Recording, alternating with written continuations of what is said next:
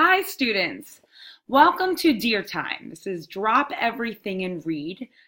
Today we are going to be reading a passage, and what I want you to be thinking about is the main idea of the passage.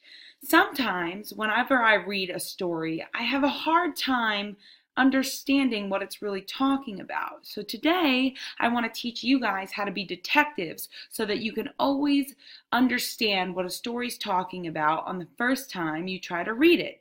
But it's important to be mindful and really think about what the author is talking about, the main point they're trying to get across to you. So what I always start with is the title whenever I read. I always first look at the title and I try to make a prediction or I guess what the story is going to be about based off of the title. And if the title is kind of confusing, then I like to choose the word in the title that means the most or what I think is going to mean the most. And then as I read the story, I like to look for the word in specific sentences, and then I underline that word, and then any other really important word in the sentence that goes along with that word, I'll usually like to circle that word. So I'm going to show you guys today how to do this. And basically what I'm going to do is I'm going to read you a passage and then I'm going to tell you the main idea of the passage. This way we can start to work backwards, where I'll tell you what the main idea is and then I'll tell you how, as you're reading the passage, you can decode the message that the author's trying to tell you to understand the end message, okay? So let's get started. You can read along with me as I read this passage. So this passage is called Lost Money. It's a story by Andrew Franke, as you can see right here. And so before I even would get started on this passage, I would look and see lost money. So there's only two words in the title, lost and money. And so as I'm reading the passage, I'm going to look for all the sentences that say the word lost, and I'm also going to look for all the sentences that say the word money. In addition to this, I'm going to think about who is the main character that we're talking about, and where along the lines of the story is she going to lose money. Now this reading is a short passage and it's on your grade level, and that's 4th grade. So let's read it together because you should be at the point where you can read this. Okay? So the main character's name is Idylla. Idylla was smiling ear to ear. She'd picked out the perfect doll to add to her collection. And it came with the cutest accessories ever.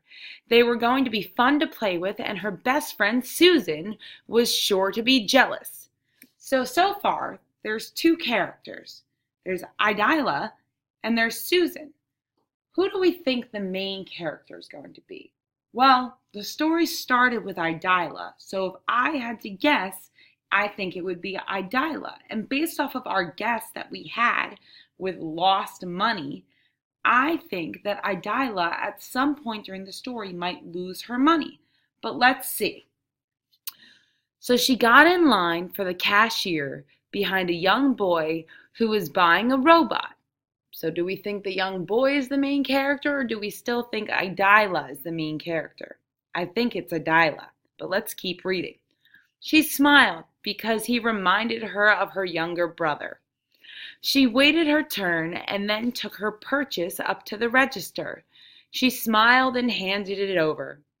The lady scanned it and read off the price. Oh, all right. So when we're talking about money, obviously, when we hear the word price, we're going to associate it, or we're going to think it's related to money.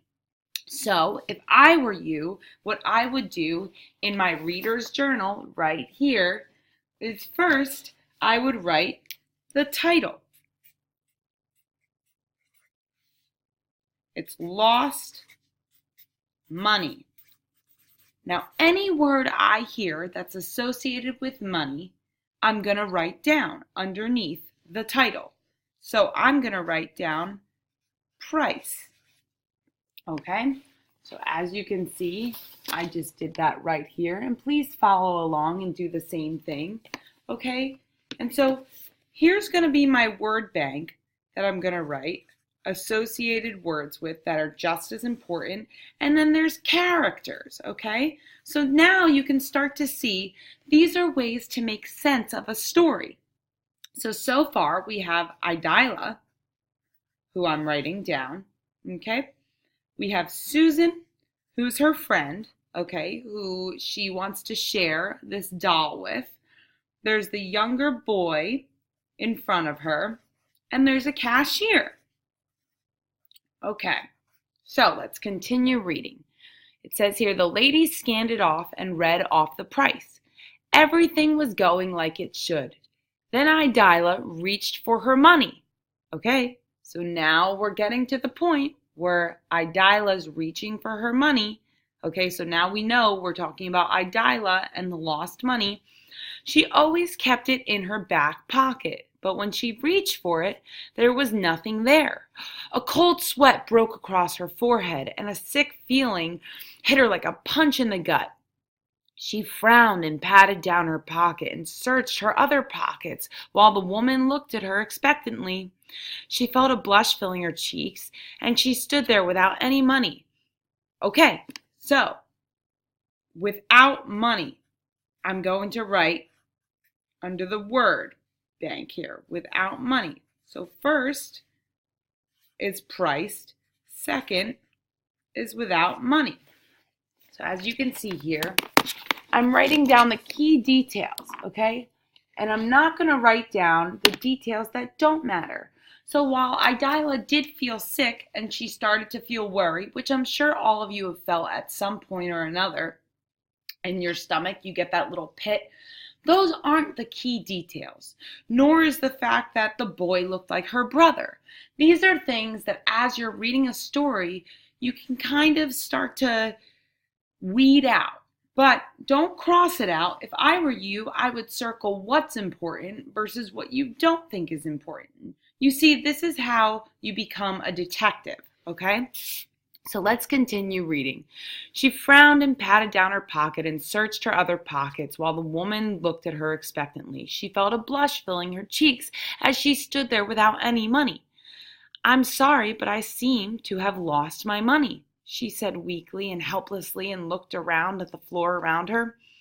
No money, no doll, the cashier said unsympathetically, smacking her gum as she spoke. So she's snapping her gun. This woman clearly doesn't have much patience for her. So I'm actually going to write next to Idylla's name, Idylla's the one losing the money. Susan's a friend. The boy is in front of her, and the cashier is not nice.